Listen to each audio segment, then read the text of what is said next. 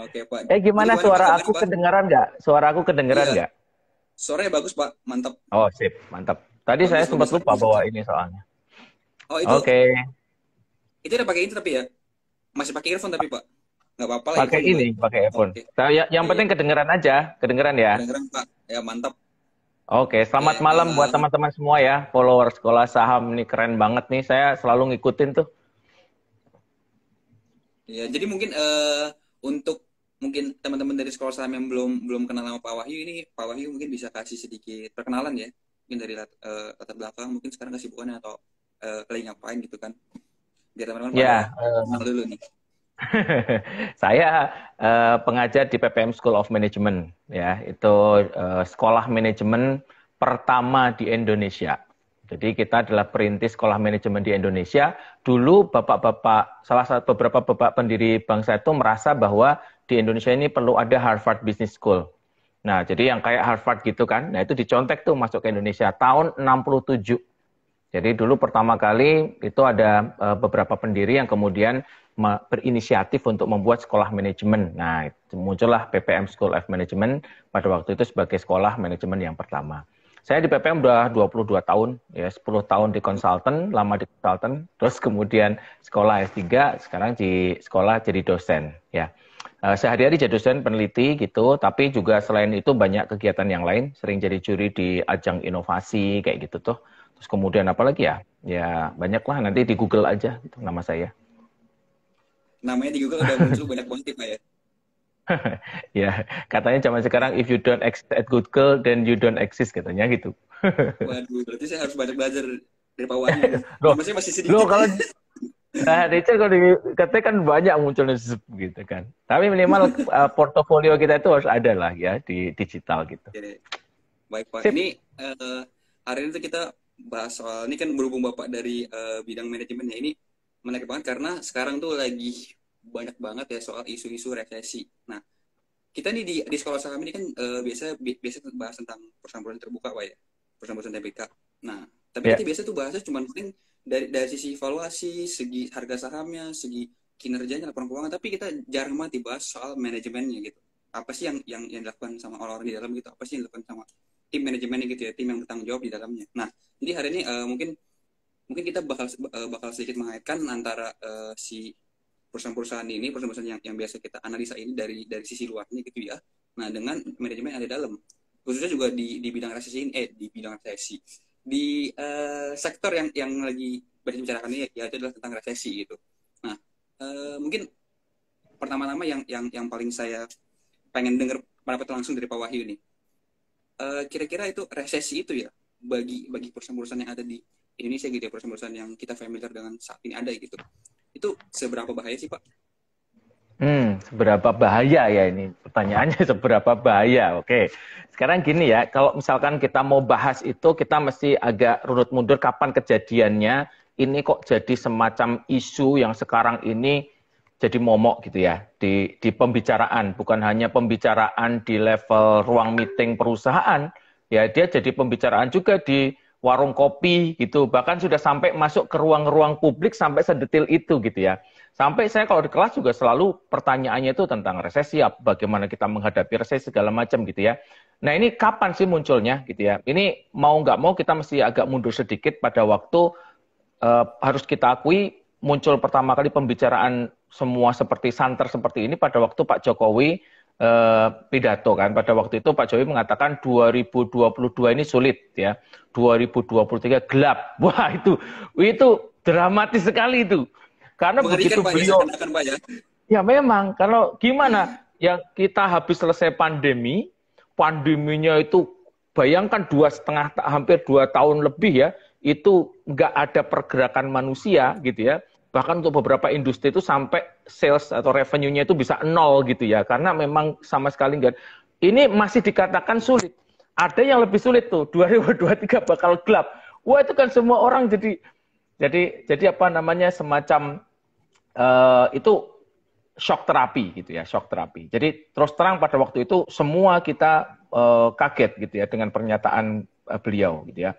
Nah, kemudian dikuatkan oleh pernyataannya Bu Sri Mulyani. Beberapa hari kemudian dia mengatakan dunia sedang dalam keadaan bahaya. Wah, gitu kan. Makin lagi gitu, makin itu apa namanya, inilah suasana hati itu nampaknya kita agak dalam kondisi tertekan gitu ya. Nah, tapi kemudian beberapa saat kemudian ada banyak pernyataan-pernyataan yang mencoba untuk membalance gitu. Seperti Bu Sri Mulyani sendiri bilang bahwa akan ada beberapa negara yang nampaknya relatif aman gitu ya. Ada 4 negara, salah satunya ada Brazil, Indonesia, Meksiko, sama India gitu ya. Nah, itu sudah mulai ada harapan ya.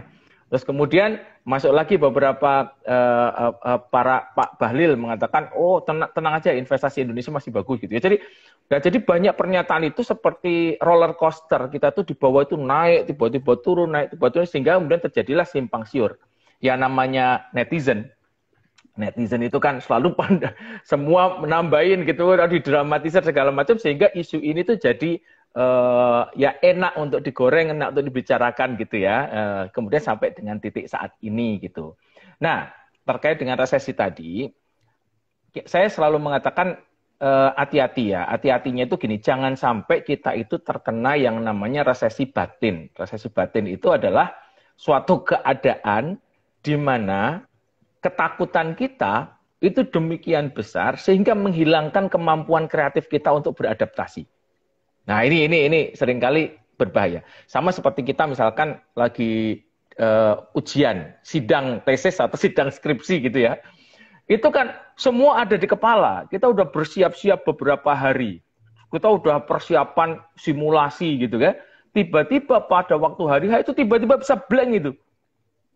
Hilang dari kepala itu. Kenapa? Karena saking tertekannya. Ya, banyak orang yang kadang-kadang nih mau disuntik kan. Belum kena jarumnya udah kerasa itu, kerasa sakit. Ya padahal jarumnya itu nempel aja belum gitu kan. Itu kenapa? Karena otak kita itu didesain untuk bisa untuk merasakan itu. Jadi belum kena itu udah rasanya udah nyeri. Kenapa? Ngeri gitu.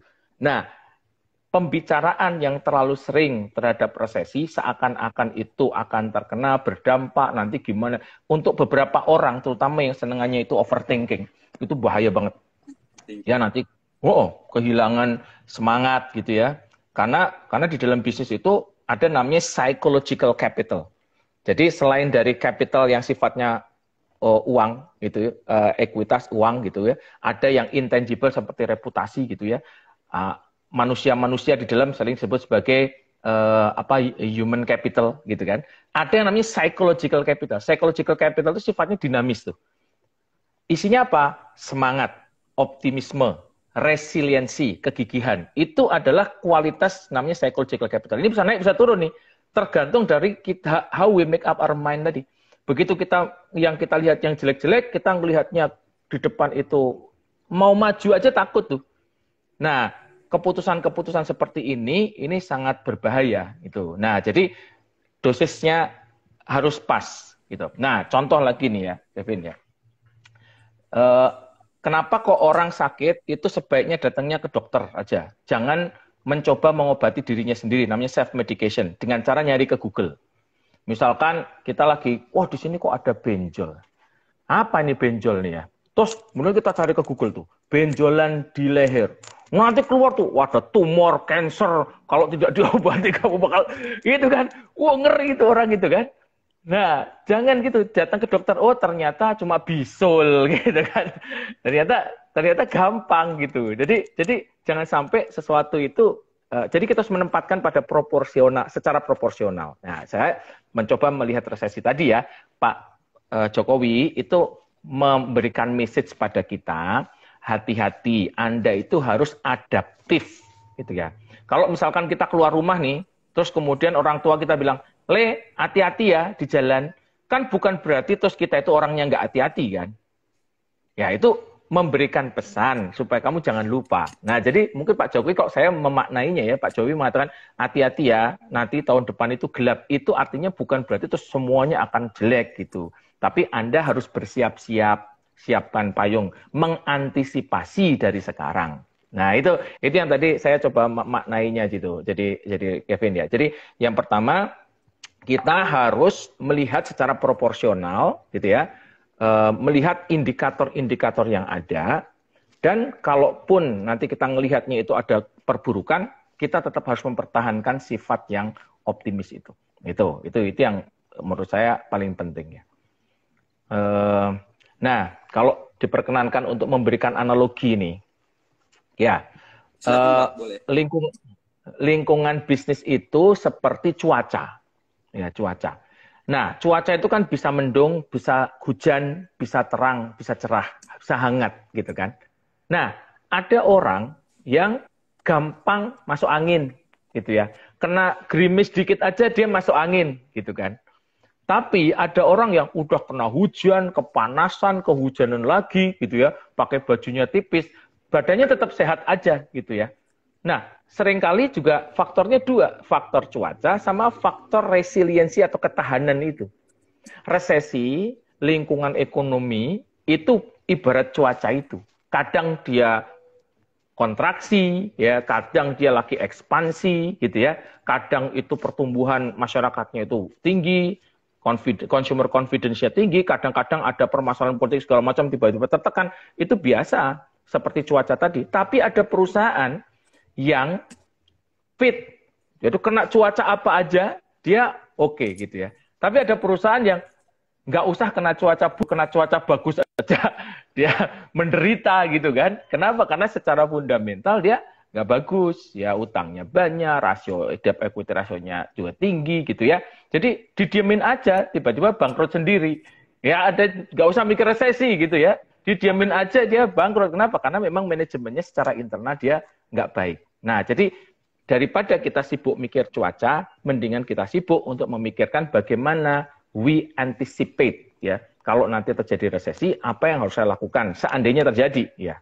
Nah, jadi ini memikirkannya, jadi mengarahkan pertanyaan kita itu penting. Pertanyaannya jangan mengarahkan pada resesi atau tidak, ya. Kalau nanti resesi dampaknya, kalau nanti resesi seberapa dampaknya besar buat saya, ya. Jangan mikir gitu, tapi pertanyaannya adalah bagaimana saya bisa membuat usaha saya tahan terhadap semua ketidakpastian yang ada di depan. Kira-kira gitu, Kevin. Oke, baik Pak. Ini tadi analogi menarik nih. Jadi kan kayak dapat gambaran. Dan sebenarnya jadi mungkin resesi itu bisa berbahaya, bisa enggak, bisa berpengaruh, bisa enggak, tergantung dari sebenarnya dari cara kita sendiri ya menghadapi itu Pak ya. Oke. Tapi tadi sebenarnya ini jadi pertanyaan baru sih Pak. Kalau misalnya tadi kita bahas kan itu ada ada psychological capital Pak ya. Itu ada aspek baru nih buat teman-teman juga nih. Jadi lebih berdampak kemana nih kira-kira nih? Aspek apa nanti yang bakal lebih berdampak gitu kalau misalnya emang benar-benar ada resesi? Apakah mungkin dari sisi mungkin perusahaan atau mungkin dari human capital atau justru bahkan dari sisi psychological capital ini yang lebih berpengaruh gitu, lebih kena dampak gitu. Ya, ya. Kalau dilihat dari indikator-indikator ekonomi Indonesia, ya sebenarnya kita itu termasuk yang ketahanan kita itu lumayan baik gitu ya, lumayan baik kan. Resesi itu kan setiap saat itu pasti ada pemicunya ya. Dulu 98 itu pemicunya karena memang secara fundamental Indonesia itu banyak secara finansial ya itu kurang bagus. Perbankan kita juga pada waktu itu juga lagi dalam kondisi yang tidak prima gitu ya. Kemudian terjadilah itu. Tahun 2008 terjadi mortgage crisis di Amerika menyebabkan bergejolak semua dunia gitu ya. Nah, resesi sekarang ini kan terjadinya karena konflik ya. Lebih karena konflik kemudian menyebabkan peningkatan harga energi dan pangan, kemudian terjadilah inflasi di beberapa negara Eropa. Jadi episentrumnya sebenarnya ada di sana gitu ya. Kalau dilihat di Indonesia secara umum sebenarnya fundamental kita cukup baik gitu. Artinya satu, ketahanan pangan kita juga meningkat ya dari tahun 2019 itu kita cukup bagus. Energi kita juga ada beberapa yang kita impor, tapi secara umum batu bara kita juga masih banyak banget gitu ya. Terus kemudian kalau dari sisi perbankan kita kuat. Pertumbuhan ekonomi Indonesia itu 5,2 ya, kemarin 5,2, proyeksinya masih cukup bagus. Jadi sebenarnya dari sisi fundamental kita masih cukup baik gitu ya. Nah, namun yang di luar itu pasti akan berdampak gitu ya. Berdampak itu langsung, direct, indirect itu pasti akan berdampak gitu. Nah, pertanyaan Kevin tadi adalah jika terjadi resesi, berarti kita bersiap, ya kan? We have to uh, we hope for the best, but prepare for the worst, gitu kan? Ya, jadi gitu kan. Kalau yang terjadi yang best ya nggak ada masalah Pak, tapi kalau yang terjadi worst gimana kan, gitu kan? Nah, jadi prepare for the worst itu berarti kita mesti menyiapkan diri kita apabila nanti mungkin terjadi kontraksi. Nah, pertanyaan tadi adalah yang terkena dampak yang mana duluan, gitu ya? Terkena dampak duluan. Dampak duluan yang terkena adalah yang pertama adalah tentu masyarakat yang levelnya paling bawah, ya. Paling bawah itu kenapa? Karena inflasinya akan merangkak, ya, merangkak naik. Kemudian ada yang dikhawatirkan kan sebenarnya gelombang PHK, ya. Kalau gelombang PHK terjadi, perusahaan kesulitan, kemudian yang terjadi adalah gelombang PHK. Nah, sekarang yang mungkin menjadi momok masyarakat adalah bertubi-tubi. Pertama kali kan Twitter dulu ya, Meta dulu. Meta 11.000 berapa 11.000 apa berapa ya 11.000, terus kemudian Twitter, terus Amazon, ya. Terus kemudian kalau di Indonesia Ruang Guru gitu kan. Layoff gitu kan. Nah, itu yang kemudian loh kok kemudian seperti ini nampaknya, apakah akan terjadi gelombang PHK yang besar? Pertanyaannya gitu kan. Nah, yang perlu kita lihat adalah sekarang industrinya, yang kita lihat dari industrinya semuanya rata-rata adalah industri digital yang platform, ya, industri platform digital yang memang selama ini basisnya adalah valuasi aja gitu ya, bukan aja ya, itu basisnya memang industri digital itu secara nature itu kan valuasi itu penting karena dia akan memprediksi pertumbuhan di masa depan. Jadi sifatnya itu masih berupa prediktif. Itu yang sekarang terjadi kesulitan. Kenapa? Karena aliran modal itu menjadi sulit. Dari luar negeri yang sebelumnya itu banyak, orang masih mau invest, eskalasi, bakar duit segala macam, sekarang jadi ditahan gitu kan. Karena di sumbernya agak kesulitan. Sehingga kemudian terjadi ini agak tersendat lah gitu. Nah jadi jangan kemudian itu di generalisir pada semua industri gitu ya. Kemudian kita takut karena semua industri nampaknya akan buruk gitu. Nah, tapi tadi in case kalau misalkan terjadi resesi ya mungkin yang tertekan adalah masyarakat bawah, kemudian negara UKM yang ekspor itu mungkin karena diekspor sumbernya terkena jadi kita akan kesulitan gitu ya. Nah, terus kemudian yang di dalam yang model bisnisnya itu lokal base itu nampaknya masih akan survive ya. Dan tidak terlalu terdampak sekali. Mungkin saya rasa itu ya kalau terkait dengan siapa yang akan terdampak gitu. Oke, ini tadi mungkin mengenai ini kali ya. Pertanyaan saya jadinya mengarah ke bisnis-bisnis yang bergerak di sektornya digital gitu ya, teknologi Pak ya. Nah itu apakah sekarang manajemen mereka tuh udah benar gitu untuk melay-off karyawan dan segala macamnya? Apakah maksudnya itu sebuah bisnis strategi yang tepat nggak di dalam manajemen yang baik gitu loh. Kan kalau misalnya dari yang saya lihat dan mungkin kacamata masyarakat lihat juga gitu ya. Jadi kan nanti seakan-akan mereka kelihatannya jelek ya. Mereka kelihatannya udah kayak nggak sanggup membayar, udah nggak mampu lagi buat berkembang lagi. Nah, sedangkan mereka tuh tadi itu adalah butuhnya itu valuasi nama baik dan segala macam, user segala macam. Nah, itu dengan mereka melakukan itu berarti secara nggak langsung mereka bilang, oh perusahaan gue lagi susah nih. Kelihatan dong mungkin buruknya gitu lah ya. Nah itu sebenarnya kalau misalnya dari sisi Wahyu gitu ya. Ya. Itu udah tepat belum sih Pak? Apa yang mereka lakukan gitu? Ada dua hal nih mungkin ya perspektifnya ya. Yang pertama masalahnya mungkin tidak ada pilihan lain, ya kan? Karena industri digital itu melewati 4 fase utama, gitu ya. Yang fase pertama itu namanya fase introduction ketika dia pertama kali di launching, dirilis gitu. Itu biasanya masih dalam bentuk ide gitu ya. Kemudian sudah ada bentuk program segala macam tapi belum jalan.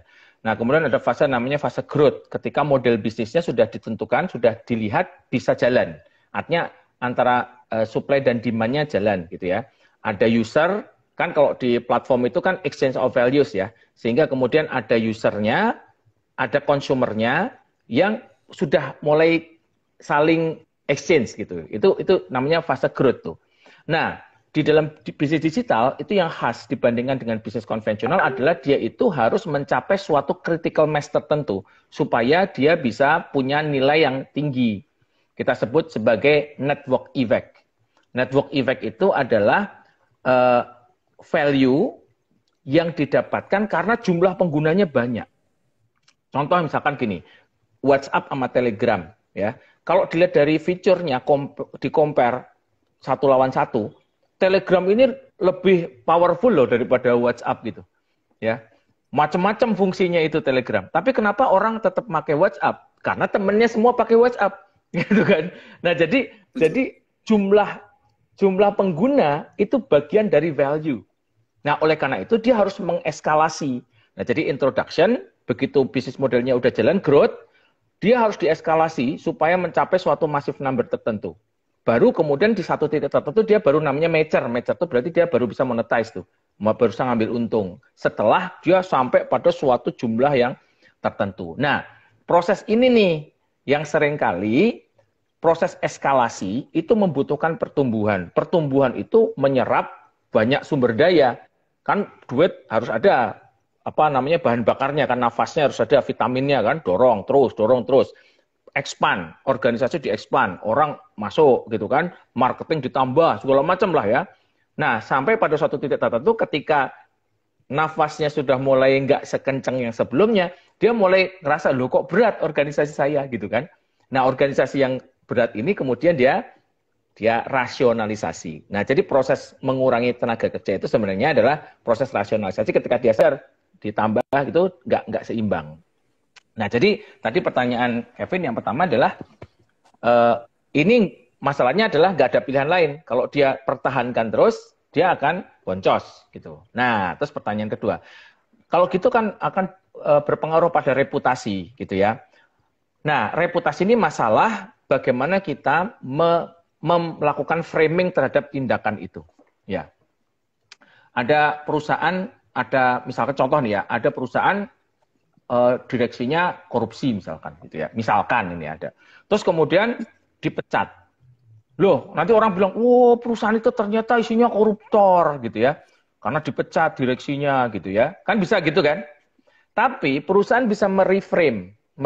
Dia bisa bilang gini, "Ini adalah komitmen perusahaan kami untuk membersihkan dari praktek-praktek fraud." Nah, gitu kan? Wah, ternyata dia komitmen. Jadi bagaimana kita, how we communicate with audience itu ya. Jadi berkomunikasi dengan people itu yang yang juga menjadi salah satu faktor. Jadi bukan hanya tindakannya, tapi juga bagaimana kita membungkus tindakan itu. Nah, itu juga penting, Kevin. Nah, jadi tadi betul. Jadi nanti dia bisa bungkus kayak misalkan Twitter, itu kan Elon Musk bilang kan, saya bikin surat katanya. Pokoknya orang harus kerja bertransformasi. Kalau kamu nggak transformasi, minggir aja. Nggak gitu kan. Terus akhirnya berapa ratus orang gitu kan resign gitu kan. Karena nggak mau dipaksa-paksa sama Elon Musk gitu ya. Nah, itu memberikan message bagi people. Banyak orang yang nggak suka tuh. Makanya pada boykot kan keluar dari Twitter. Tapi mungkin ada juga orang yang merasa, wah ini Elon Musk itu berarti bagus. Dia akan membawa transformasi untuk Twitter. Selalu gitu ya. Ada pro dan kontra itu. Jadi bagaimana kita manage itu. Oke, baik Pak. Itu kalau misalnya tadi kita ngomongin yang masalah Elon Musk tadi, itu berarti sebenarnya kan kalau misalnya kita ngomongin strategi itu mungkin bisa dibagi dua secara general. Mungkin ada strategi yang ofensif gitu ya, dan ada strategi yang defensif gitu. Nah, ini secara teori saya nggak tahu, kurang tahu gimana sih Pak. Tapi mungkin secara general Pak ya. Nah, kalau misalnya kita tadi bahas yang si Elon Musk tadi nih, kebetulan nih.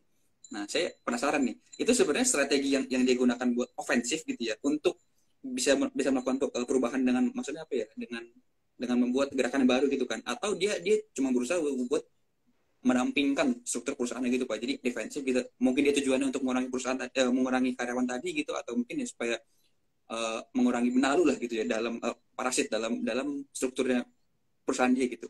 Kira-kira ini lebih kemana Pak arahnya? Gini ya, mungkin sebelum itu saya coba untuk sampaikan beberapa respon perusahaan terhadap stimulan. Stimulan itu berarti lingkungan luar ya. Yang namanya strategi itu pasti ada dua ya, komponen eksternal sama komponen internal. Semua strategi itu adalah bagaimana saya melakukan sesuatu internally untuk merespon apa yang di luar. Itu strategi itu gitu. Jadi strategi itu selalu bicara internal. Bagaimana apa yang saya lakukan internal untuk merespon yang di luar. Sama kayak kita nyetir mobil ya. Nyetir mobil, tiba-tiba jalannya belok kanan atau belok kiri gitu ya. Itu setirnya yang Anda belokin, apa jalannya yang dilurusin?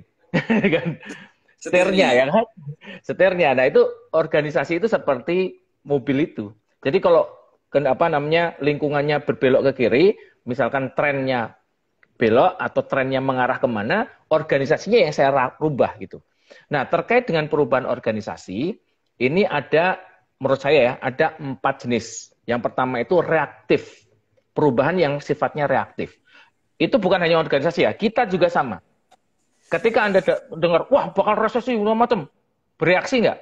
Tiba-tiba beli Indomie banyak-banyak, taruh di rumah gitu kan. Tiba-tiba langsung bereaksi gitu kan. Terus langsung tadinya makannya itu bisa keluar segala macam. Terus Anda kemudian simpen semuanya gitu kan. Nah, itu berarti reaktif tuh. Reaktif tuh artinya tindakan cepat tanpa memperhatikan, menganalisis, hasilnya itu sporadik. Sporadik itu maksudnya kadang berhasil, kadang enggak. Jadi orang kalau dikagetin, itu reaksinya itu macam-macam. Ada yang reaksinya itu kabur, ada yang lari, ada yang enggak terkontrol kakinya. Anak saya itu kalau dikagetin atau ditakutin, itu dia mukul. Jadi anak saya itu kalau dikagetin itu malah mukulin gitu ya. Itu reaktif tuh. Jadi reaktif itu hasilnya nggak bisa ditentukan gitu. Nah, ini salah satu namanya reaktif. Yang kedua namanya responsif. Responsif itu reaksi terhadap stimulan lingkungan luar yang direncanakan. Karena direncanakan, dia dilatih terus. Dia sudah tahu bahwa akan terjadi terus dilatih terus, gitu ya. Seperti pemadam kebakaran. Kalau lagi kebakaran, wing wing wing, begitu bunyi wing sampai dia ready di truk itu 3 menit. Dia udah percepat terus tuh, ya kan? Sama kayak pit stop kalau di F1. Set gitu kan. Pit stop itu ada yang paling cepat tuh berapa detik gitu ya, cuma 2 sekian detik gitu ya. Nah, itu namanya responsif. Jadi suatu respon yang sudah dilatih. Nah, ada namanya antisipatif. Antisipatif kita tahu probabilitasnya banyak, tapi kita belum tahu kapan terjadinya. Ya, ini kan tadi teman-teman kan kena gempa kan. Jadi di Jakarta kan kena gempa. Jadi ada yang sudah tahu nih, karena sudah dilatih terus responnya. Jadi dia tahu kalau terjadi gempa saya mesti kumpul di mana, terus cepat gitu. Ada yang gempa itu cuma gitu doang, gitu kan. Nggak tahu mesti ngapain gitu kan. Nah itu berarti dia tidak responsif. Nah jadi antisipatif adalah mengantisipasi yang terjadi di depan, tapi masih probabilitas. Nah yang ketiga namanya transformatif. Mengantisipasi yang di depan, yang sifatnya itu seluruh struktur itu kita rubah. Contoh nih teman-teman sekalian nih. Banyak di antara kita itu yang keuangan personalnya itu nggak pernah kita cek, ya. Jadi pasti ada yang sudah sering dicek, tapi ada juga yang nggak pernah ngecek. Sebenarnya utang saya itu berapa sih gitu kan? Karena dia itu artis yang nggak bisa bayar utang gitu kan, karena ditipu katanya gitu ya. Tapi secara umum sebenarnya ini adalah struktur keuangan saya itu sebenarnya sehat apa enggak, gitu ya. Pendapatannya aman nggak, gitu ya, simpenannya aman nggak, utangnya aman atau tidak, itu jarang kita cek tuh, nggak jarang ditulis di kertas gitu. Nah itu berarti kita hati-hati loh, jangan-jangan kita itu nggak antisipatif terhadap perubahan. Nah yang namanya transformatif artinya saya sebagai individu harus bertransformasi menjadi individu baru yang fit dengan arah perkembangan zaman. Ini yang namanya digital Darwinism. Digital Darwinism adalah orang yang tertinggal. Darwin itu kan bicara tentang survival of the fittest ya, survival. Jadi orang yang tertinggal karena dia nggak bisa catch up dengan perkembangan zaman. Nah jadi kita harus audit diri kita. Nah perusahaan juga gitu akan terjadi proses transformasi. Nah balik pertanyaan Kevin tadi. Nah yang dilakukan oleh Elon Musk itu adalah ketika dia mencoba mentransformasikan Twitter itu menjadi organisasi baru yang fit dengan kondisi persaingan yang sekarang. Persaingan di platform konten media itu ketat sekali, ya. Ada namanya TikTok effect ya. Begitu ada TikTok, itu Instagram aja goyang sekarang. TikTok itu kalau nggak salah sekarang itu viewernya sekitar 190 sekian juta jam. Instagram itu cuma sekitar 80-an, hampir separohnya gitu ya. Artinya TikTok dan Instagram, sekarang Instagram makanya bikin Reels, kemudian kemarin Instagram ngeluarin feature baru ya. 2 feature barunya Instagram apa coba? Namanya achievement. Gitu. Achievement itu kalau kita posting sekian reel dalam seminggu, itu kita dapat hak untuk bisa ngetek, hak untuk apa gitu, ya. Terus kemudian satu lagi itu apa ya? Pokoknya ada 2 feature. Dua-duanya itu nyaingin TikTok, yang di TikTok itu gratis. Artinya Instagram itu udah kehabisan akal tuh gimana caranya supaya bisa nyaingin TikTok. Artinya apa? Twitter gimana nih? Sebagai apa namanya, salah satu yang pionir juga kan di dalam media sosial, microblogging gitu kan. Dia mau lari kemana? Kemarin dia bikin Twitter Space, ya, bikin lagi Twitter Space ya, yang cloningannya Clubhouse, gitu kan, persis banget kayak Clubhouse gitu kan, tapi punyanya Twitter gitu ya. Artinya apa? Dia pengen bertransformasi nih menjadi yang baru. Nah, supaya bisa bertransformasi, dia mesti harus jelas, lean, siapa yang ikut. Karena komandan itu, dia harus mudah memerintahkan kapalnya untuk bergerak. Nah, kode yang bagus itu, kiri, jeda antara komen dengan eksekusi itu nggak jauh. Kalau kiri, 5 menit baru belok kiri, keburu nabrak karang. Jadi, komandan yang lincah, ya, komandan yang lincah itu adalah jeda antara komen, perintahnya dengan eksekusinya itu nggak jauh. Maka dia harus jangan terlalu banyak orangnya, tapi orang yang betul-betul loyal. Nah, mungkin yang dilakukan Elon Musk itu, jadi dia pengen mentransformasi organisasi supaya fit dengan kondisi persaingan di yang baru. Ya, gitu. Gitu, kira-kira. Lebih ke untuk transformasi, Pak, ya berarti ya. Ya, betul. Tapi kalau misalnya di kondisi saat ini, Pak, perusahaan-perusahaan itu di tengah banyak ini ya, banyak isu-isu ini ya, ini perusahaan itu sebenarnya bisa ngambil ini sebagai sebuah peluang nggak sih, Pak? Supaya mereka tuh justru, itu tadi kita ngomongin transformasi, supaya mereka tuh bisa lebih bertransformasi gitu ke depannya. Jadi dari yang tadi sebenarnya sebuah ancaman gitu ya, tapi justru mereka ngambil ini supaya mereka jadi lebih maju gitu, lebih terdepan, lebih terlihat gitu. Kira-kira betul. Nah, oke. Saya sepakat dengan Kevin ya. Jadi kalau kita lihat dulu, kita potret dulu jauh sebelum ini, mungkin 2 tahun lalu ya. 2 tahun lalu itu pada bulan Maret 2020 ya, itu kita pertama kali diumumkan adanya pandemi. Itu stop PSBB pada waktu itu, stop, nggak ada pergerakan manusia, mobilitas dibatasi ya. Itu perusahaan langsung kaget semua, terutama tanpa persiapan. Pandemi itu datang tanpa persiapan. Dihajar tuh langsung ya. Ketika diajar, nah sampai dengan tahun 2022 akhir 2020 akhir ini itu sudah terjadi 3 kali gelombang kebangkrutan. Nah, kita refleksi ya. Kebangkrutan pertama itu 4 bulan pertama. 4 bulan pertama itu ada gelombang perusahaan bangkrut. Siapa yang bangkrut di 4 bulan pertama? Yang bangkrut di 4 bulan pertama itu perusahaan yang strukturnya itu hancur.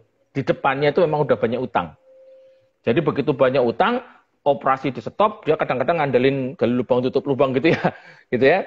Begitu di stop, udah habis, wassalam dia. 4 bulan pertama hancur. Nah, masih ada berikutnya kan, yang hidup kan. Jadi yang hidup berikutnya itu bisa tuh masih nafasnya berat tapi masih bisa jalan gitu ya. Sampai gelombang COVID pertama, masih ingat ya, terus kemudian ada gelombang COVID kedua ya. Nah, gelombang COVID pertama yang survive, gelombang COVID kedua itu ada kebangkrutan kedua. Siapa itu? Perusahaan-perusahaan yang secara fundamental itu buruk ya. Fundamental buruk itu seperti apa? Maksudnya, satu misalkan ya, customer-nya itu captive. Cuma 1, cuma 2 gitu. Jadi mengandalkan 1 atau 2 customer aja. Terus yang kedua, banyak inefisiensi pada proses operasi. Waste-nya itu banyak. Perusahaannya, karyawannya nggak produktif. Itu drop di gelombang pertama. Nah, perusahaan-perusahaan yang sudah lulus dari gelombang itu mestinya adalah perusahaan yang secara ini bagus kan. Tapi masih ada tuh beberapa yang bangkrut. Kenapa? Karena dia nggak bisa beradaptasi. Nungguin keadaan balik seperti awal. Makanya ada istilah new normal. Itu kenapa? Karena banyak perusahaan yang aku nanti nungguin kayak dulu lagi keadaannya. Nggak bakal ada. Karena normality is an illusion. Jadi normalitas itu ilusi. Kita nggak bisa nungguin keadaan balik normal tuh nggak akan pernah. Semua itu pasti akan berubah terus. Sekarang aja coba ya, kita kayak gini bisa ketemu diskusi IG live gitu kan. Nanti kita kuliah juga hybrid ya, ada yang di rumah, ada yang di kampus gitu ya. Terus kemudian meeting sekarang kalau malas jalan ke sana udah pakai Zoom aja gitu kan.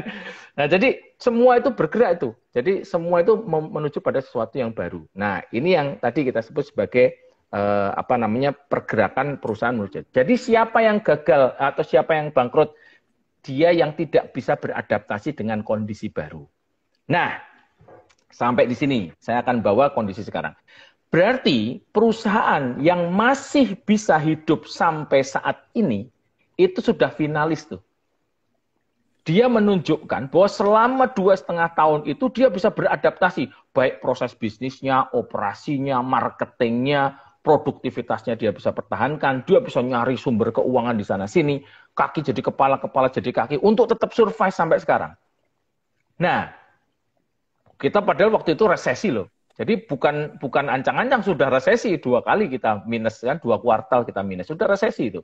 Nah, jadi artinya teman-teman sekalian, jangan takut. Perusahaan yang sekarang itu sudah terbukti punya resiliensi yang cukup bagus. Jadi Anda ini sebenarnya udah finalis lolos COVID semua kan. Baik secara fisik, emosi, maupun finansial. Gitu kan. Anda sudah bisa, bahkan sekarang udah mulai balik. Artinya pertumbuhan ekonomi sudah naik, Anda kembali sudah ada yang sudah kembali bekerja, berkarya, dan sebagainya. Nah, tapi kan nggak boleh terlena gitu kan. Jangan terus ngeluh gini, wah kemarin baru kena resesi, udah ini baru juga berangkat sedikit, udah mau kena resesi lagi, resesinya belum datang, menderitanya udah. Sama kayak Anda misalkan hari Senin gitu kan, hari Minggu kan, aduh besok Senin aku segala macam. Seninnya itu masih besok, tapi Minggu paginya udah suram, gitu kan, udah nungguin Senin gitu kan. Nah jangan, ya biarin aja nanti, don't trouble until trouble you. Gitu kan. Jadi sebelum trouble ya, tapi kita persiapkan. Nah, apa yang harus dipersiapkan nih teman-teman sekalian? Yang pertama, the most essential part tadi, optimis. Gitu. Ya. Kalau optimis ya, sepas-pasan apapun muka Anda bisa dapat cewek cantik. Kalau optimis. Oke, Pak. Nah, kalau udah pesimis, jangankan mendekati ya, jangankan mengirimkan sinyal-sinyal asmara gitu kan. Kita aja baru itu udah nunduk, takut gitu. Kalau pesimis, siapalah saya ini, cuma remah-remah ginang gitu. Kalimat-kalimat seperti itu membunuh Anda sendiri sebenarnya. Nah, jadi optimis. Nanti depan itu adalah kesempatan saya. This is our time. Seize the day, gitu kan. Anda carilah pokoknya semangat motivasi yang pokoknya bilang saya bisa. Pokoknya everything will be great, gitu kan. Ini tahun 2020 ini saatnya saya. Saatnya ini waktu saya nih. Wah, lihat aja. Nah, gitu. Itu adalah apa namanya sikap mental yang bagus. Jadi nomor 1 itu optimistik. Banyak ini banyak ya penelitian yang mengatakan orang yang sakit itu kadang-kadang itu baru kerasa sakitnya itu setelah dia merasa dirinya sakit. Orang nggak tahu nih, tiba-tiba begitu sampai ke dokter, wah ternyata Anda itu sedang mengidap tumor, Pak. Wah, tiba-tiba langsung drop badannya itu. Terus sebelumnya nggak apa-apa, sebelumnya pergi kemana-mana itu. Jadi begitu dikasih tahu dia sakit langsung cut gitu kan. Nah jadi kenapa? Yang bermasalah itu cara dia menangani tadi ya. Jadi nomor 1 tadi be optimistic ya. Tetap optimis. Jangan kumpul sama teman-teman yang suka ngeluh gitu ya. Kalau ngeluh tinggal aja lah gitu kan. Cari teman-teman ya. Jangan kok malah cari wah ini gimana resesi. Ya itu resesi itu. Waduh, saya itu juga tabungan belum apa. Ya ini susah ketemu susah, nggak ada solusi. Ada ketemu orang yang jadi cari kalangan yang optimis, yang seneng diskusinya itu semangat gitu ya. Jadi Anda tahu nih, kalau ketemu yang layu. Tahu kerupuk ya? Kerupuk itu kalau di apa namanya? Ya di kios-kios itu kan dia ditempatkan di di tromol itu kan. Itu setiap seminggu itu tukang kerupuk yang gede itu nanti ngambilin. Kenapa? Kerupuknya melempem yang tidak habis. Nah, yang kerupuk yang nggak habis itu nanti dimasukin ke kotak yang gede bareng kerupuk-kerupuk temennya yang lain yang masih selesai digoreng. Itu nanti kerupuk melempem itu tegang lagi. Jadi kerupuk yang melempem itu, serius ini. Jadi kerupuk yang baru tahu ya. Jadi nanti itu kerupuk yang melempem yang itu nanti diambil, itu nggak dibawa pulang, dimasukin lagi, digabung sama kerupuk-kerupuk yang baru. Itu nanti kerupuk yang melempem itu jadi tegang. Kenapa? Karena kan dia kan melempem itu karena moist ya, karena kena udara air ya. Nah, di dalam satu kotak itu isinya airnya sedikit, jadi dia diserap oleh lingkungan, jadi dia tegang lagi. Nah, jadi kalau Anda itu gabung sama teman-teman yang semangat, teman-teman yang tegang, yang selalu optimis, Anda jadi optimis. Tapi kalau Anda nggak optimis ya ikut juga. Nah, itu nomor satu ya. Nomor satu adalah be optimistic. Nah, yang dua adalah bikin bisnis Anda itu fundamentalnya bagus. Ya, bukan juga sekedar bisnis ya, diri kita juga ya. Nah, satu, diaudit dulu. Keuangannya gimana? Keuangan saya stabil nggak? Utang saya, debt equity ratio saya, itu aman nggak? Gitu kan? Terus kemudian interest bayar cicilan berapa segala macam. Nah, ada nggak yang bisa diperbaiki? Misalkan cicilan segala macam, kalau yang jangka panjang bisa di-restructure atau enggak gitu ya. Terus kemudian investasi-investasi Anda itu resikonya sesuai nggak sama profilnya. Nah, mungkin saatnya sekarang sedikitlah portofolio Anda itu digeser-geser ke yang agak sedikit aman gitu, sambil wait and see kan, kira-kira gitu ya. Kalau tadinya itu agresif banget gitu, sekarang tarik dikit lah gitu ya. Nanti tengah-tengah tahun saya lihat lah gitu, kalau enggak nanti geser ke kanan lagi gitu ya. Ngerem dikit lah gitu kan. Mobil itu kalau digas terus nggak ada rem, nubruk juga. Jadi hati-hati kita harus pintar kita mengemudikan itu, mengendalikan gitu ya. Kenapa kok mobil atau motor itu bisa kejungkel atau nubruk? Karena dia tidak dikendalikan.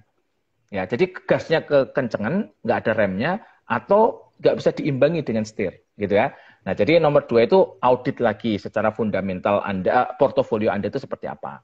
Nah, kita sebagai individu juga sama, keuangannya perlu dilihat. Terus kemudian pendapatannya itu sudah cukup baik atau enggak. Kalau enggak, berarti kita bisa buka keran-keran baru. Kita coba lihat karir itu sudah cukup bagus apa enggak gitu ya. Coba diaudit lagi gitu ya. Nah, kalau di perusahaan berarti produktivitas tenaga kerjanya gimana? Terus kemudian proses bisnisnya itu banyak waste-nya enggak?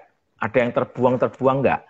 Misalkan kita punya perusahaan panci nih, habis dipotong-potong, ada sisa-sisa besi. Nah, sisa-sisa besinya ini bisa diapain ya? Kan gitu kan? Ini kan selama ini kita buang aja gitu, tapi bisa nggak ya kita bikin sesuatu? Nah, itu kreativitas kita tuh diasah. Ya, jadi satu tadi be optimistic, dua itu cek lagi fundamental, kita bangun organisasi kita itu yang lebih efektif dan efisien. Nah, yang keempat itu adalah kita mesti membangun diri kita tuh jadi agile. Agile itu tangkas. Tangkas itu artinya tidak takut perubahan. Karena setiap hari itu adalah perubahan. Ya gitu ya. Nah, apalagi teman-teman yang masih muda ya. Yang masih muda itu Anda jangan ngerasa, wah enak nih, pokoknya kondisi gini enak. Jangan, kenapa? Karena setiap saat itu adalah perubahan. Eranya era baru. Ya dulu zaman saya itu masih mainan Friendster dulu zaman itu. Habis itu udah ada Facebook. Habis Facebook terus ada Instagram. Sekarang ada TikTok gitu kan. Ya kita mesti ikut dong perkembangan zaman itu kan. Jadi kita harus belajar juga, oh ini ada yang baru ya. Jadi kita pelajari sesuatu yang baru. Jangan tertinggal gitu. Ini bukan hanya untuk teman-teman yang muda ya. Usia itu kan hanya hitungan angka aja sebenarnya. Kalau Anda mau mau belajar berkuda, tapi kok udah tua ya. Jangan. Mau belajar berkuda ya belajar aja. Gitu kan, toh kita nggak mau jadi atlet berkuda, gitu kan, ya pokoknya pengen belajar apa, belajar aja, jangan terus kemudian tertahan oleh itu ya. Nah, zaman dulu kita masih pakai PowerPoint, gitu kan, kalau bikin presentasi. Sekarang, PowerPoint, boomer lu. Kalau zaman sekarang presentasinya pakai Canva gitu kan. Jadi bergerak terus gitu. Jangan fokus pokoknya saya bisanya ini. Nanti bergerak lagi. Termasuk juga pilihan-pilihan kita dalam hidup itu terus akan berdampak. Nah, jadi agile. Agile itu satu mengakrabi ketidakpastian. Ketidakpastian itu asik. Justru kalau semuanya pasti mungkin enggak. Tapi ketidakpastian harus kita kita jaga dengan skenario.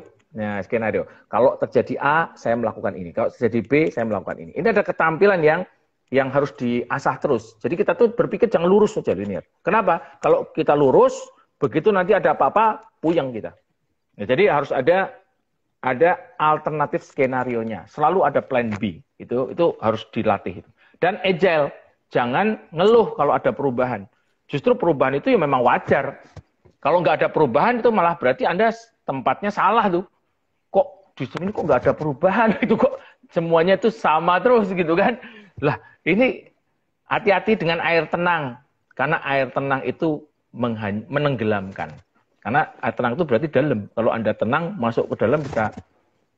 Ya, jadi air yang beriak-riak itu berarti ada kehidupan. Karena bergerak terus. Nah gitu. Nah mungkin 3 itu yang penting kita lakukan. Oke, ini ngobrol sama Pak Wahyu ini selalu berasa kayak lagi kuliah nih Pak ya. Emang bener-bener banyak banget ilmunya Gitu ya? nih. Saya harusnya pakai teman-teman editor juga mungkin berasa kuliah semua nih. saya harusnya pakai papan tulis dong ya. Catat gitu ya. Oh iya, gambar gitu ya. Jadi pasti PPM Pak ya. Ada papan tulis, ada layar. Iya, iya. Oke, tapi ini nggak terasa udah hampir sejam nih Pak kita ngobrol Pak. Udah Aduh, banyak senang banget ya. Iya. Senang banget Iya. teman-teman Oke, sekalian. Pak, mungkin ini akhir kali Pak ya. Kita akhiri dulu kali perbincangan kita hari ini. Gimana teman-teman? Ilmunya bermanfaat dari Pak Wahyu? Coba komen. Saya mau lihat di komenan. Ini tadi kalau nggak salah tadi banyak anak PPM juga nih Pak. Oh ya? ada yang juga nih. Iya Pak, anak PPM nih banyak yang nonton juga nih kayaknya. Waduh. Mungkin nanti bisa dikasih plus poin bakal nonton ya.